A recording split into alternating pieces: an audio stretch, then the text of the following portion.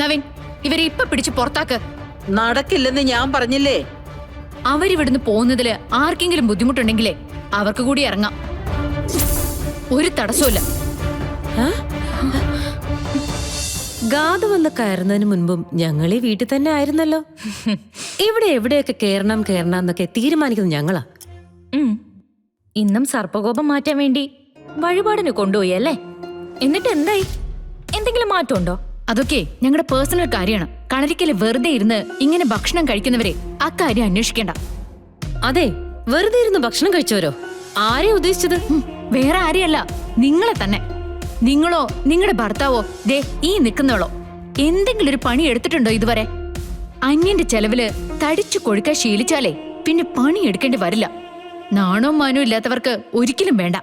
അതെ, സൂക്ഷിച്ച് സംസാരിക്കണം. ഹാ, അത് നീ എന്നോടല്ല പറയേണ്ടത്.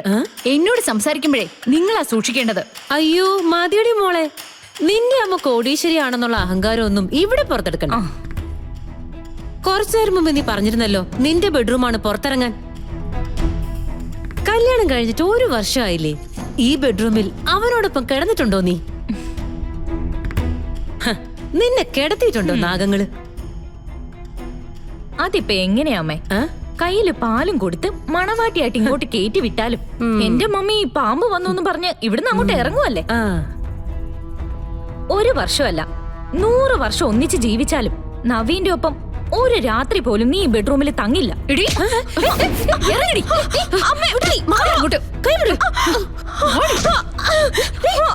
നിനക്ക് എന്തടി വേണ്ടത്?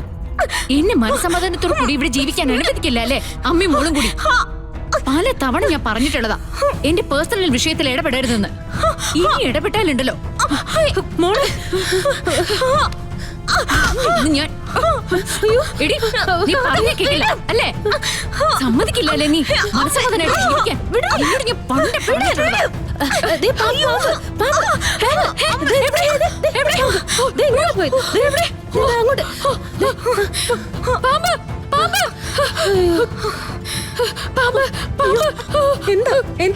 അവിടെ പാമ്പ് പാമ്പുണ്ട് അവിടെ. എന്താ മോളെ ഇത്? അയ്യോ, ഇപ്പോഴും മാറിയില്ല നിന്റെ ഭയം? ഹാ, ഈ വീട്ടിലേക്ക് വന്ന് കേറിയപ്പോ മുതലാ വീണ്ടും പ്രശ്നമായത്. ദാ ഈ നിൽക്കുന്നവരില്ലേ, ഇവരും ഇവരുടെ ഭർത്താവും എന്നെ ശത്രുവായിട്ടാ കാണുന്നത്. ആരാണ് ശത്രുവായിട്ട് കാണുന്നത്? ഞങ്ങളോ അതോ നീയോ? ദേ എന്റെ സുമിത്രേ, എന്റെ കീർത്തിമോളെ ചെയ്തു വെച്ചേക്കുന്ന കണ്ടോ? ദേ നോക്കേ, വാ. ദേ കഴുത്ത് നെരിച്ചെന്റെ പാട് മുഴുവൻ കിടക്കുന്ന കണ്ടോ? ഇവിടെ ചെയ്തതാ ഈ അഹങ്കാരി. ഇല്ലെങ്കിൽ ചോദിച്ചു നോക്കളോട്. ഗാഥമോള് വെറുതെ ചെയ്യില്ലല്ലോ. നിങ്ങളുടെ ഭാഗത്തൊന്നും തെറ്റ് വന്നിട്ടുണ്ടാവും. അയ്യോ, ഞങ്ങളുടെ ഭാഗത്ത് ഒരു തെറ്റുമില്ല. ഇവള് കരുതി കൂട്ടി തന്നെ ചെയ്തതാ. നിർമ്മലേ, പോകാൻ നോക്ക് രണ്ടുപേരും. ഹാ, നിക്ക്.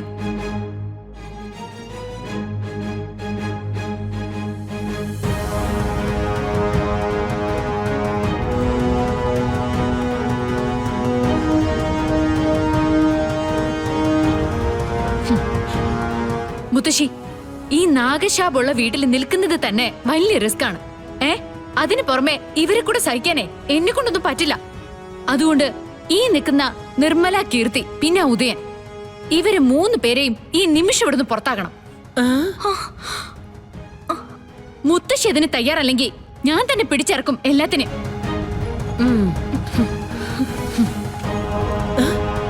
ഈ വീട്ടിലെ നമ്മള് 2 പേരില് ഒരാള് മാത്രം മതി. നിനക്ക് ഇവിടുന്ന് ഇറങ്ങാം. ഇറങ്ങടി. ഇറങ്ങാനല്ലേ പറഞ്ഞ്? ഇറങ്ങടി. ഇങ്ങോട്ട്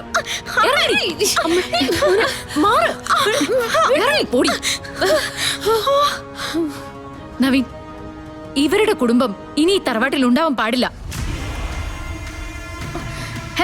നവീൻ എന്താ മനസ്സിലാവുന്നില്ലേ? ഇവര് 3 പേരും നിൽക്കുന്ന ഈ വീട്ടില് എനിക്കിവിടെ നിൽക്കാൻ ബുദ്ധിമുട്ടുണ്ടെന്ന്. അതൊക്കെ നമുക്ക് പിന്നീട് ആലോചിക്കാം. തൽക്കാലം എന്താ മുറിയിലേക്ക് പോയേ? അതൊന്നും പറ്റില്ല നവീൻ. ഇവരിവിടുന്ന് പോയേ പറ്റൂ. എത്ര കാലായി ഇവരെല്ലാവരും ദ്രോഹിക്കാൻ തുടങ്ങിയിട്ട്? എന്നെ നവീൻ ഒക്കെ ദ്രോഹിച്ചിട്ടില്ലേ? കാണിച്ച കള്ളത്തരങ്ങൾക്കൊക്കെ കണക്കുണ്ടോ? എന്നിട്ടും എന്തിന്റെ പേരിൽ ഇവരെയൊക്കെ പിടിച്ചു നിർത്തുന്നേ? അവരിവിടെ നിൽക്കുന്നതിന്റെ കാരണം ഗാഥമോൾ അന്വേഷിക്കണ്ട. പെൺകുട്ടികളായാലേ ഇത്ര നിർബന്ധ ബുദ്ധി കാണിക്കരുത്. പെൺകുട്ടികൾക്ക് എന്താ കുഴപ്പം? പെണ്ണ് വിചാരിച്ചാ ഇവിടെ ഒന്നും നടക്കില്ലേ? എന്റെ മമ്മി എന്നെ വളർത്തിയത്. പൊരുത്തി ജയിച്ച എന്റെ മമ്മി സിതാര ശ്രീനിവാസ്. ആ മമ്മിയുടെ വളർത്തദോഷമാണ് ഈ കാണിക്കുന്നൊക്കെ. എന്തായാലും ഒരു കാര്യം ഞാൻ പറയാം, നിർമ്മലയും കീർത്തി ഉദയനും എല്ലാവരും ഇവിടെ തന്നെ ഉണ്ടാവും. ഓ മോളും മരുമോനും പേരക്കുട്ടിയൊക്കെ ആണല്ലോ. അപ്പൊ അവരാരെ കുറിച്ച് പറഞ്ഞാലും കുഴപ്പമില്ല, ആരെ കൊല്ലാൻ ശ്രമിച്ചാലും കാര്യമില്ല. മോളെ ഗാഥ, നീ ഒന്ന് ക്ഷമിക്കേ. ഇനി എന്തിനാ ഞാനിങ്ങനെ ക്ഷമിക്കുന്നെ?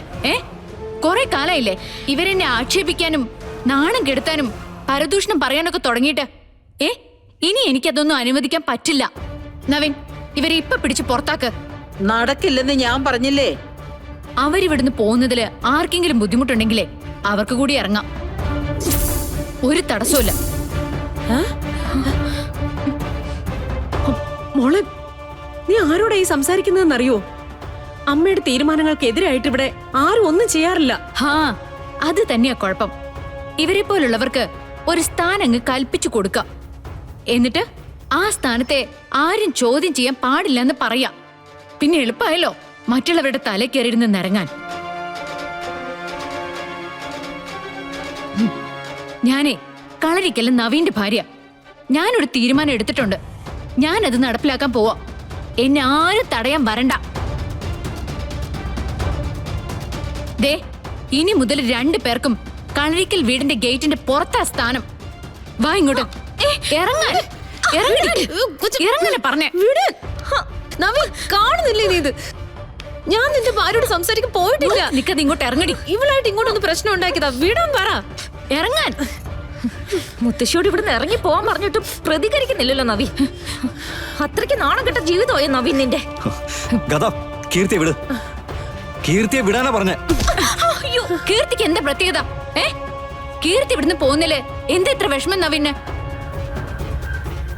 ഓ, ഇവള് വല്ലാണ്ടങ്ങ് സ്നേഹിച്ചിരുന്നതല്ലേ? കല്യാണം കഴിക്കാൻ ആഗ്രഹിച്ച് നടന്നതല്ലേ? ആ സ്നേഹമൊക്കെ ഇപ്പൊ എന്താ തിരിച്ചു തോന്നി തുടങ്ങിയോ? എനിക്ക് സർപ്പദോഷം ഉണ്ടെന്ന് പറഞ്ഞ് 2 പേരും കൂടെ വേറെന്തേലും തീരുമാനം എടുത്തോ?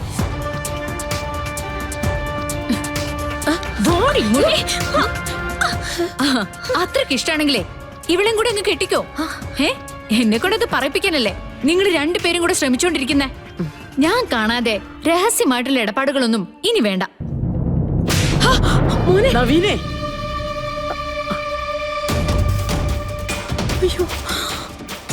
പറയുന്ന വാക്കുകൾക്ക് ഒരു അന്തസ്സുണ്ടായിരിക്കണം. ജയിക്കാൻ വേണ്ടി എന്തും വിളിച്ച് പറയാന്ന് കരുതരുത്. നവീൻ എന്നെ തല്ലിയല്ലേ? അനാവശ്യമായിട്ട് സംസാരിച്ചാലേ ഇനിയും തല്ലും. നോക്കിക്കോ, ഇതിന് നവീൻ വേദനിക്കും. ഞാനാ പറയുന്നേ. മോളെ നിക്ക്, പോവല്ലേ. വിട്. ഒന്നുകിൽ ഈ നിർമ്മലയും കുടുംബം ഇവിടുന്ന് ഇറങ്ങണം, അല്ലെങ്കിൽ ഒരിക്കൽ പോലും ഇനി ഞാൻ ഇങ്ങോട്ട് വരില്ല.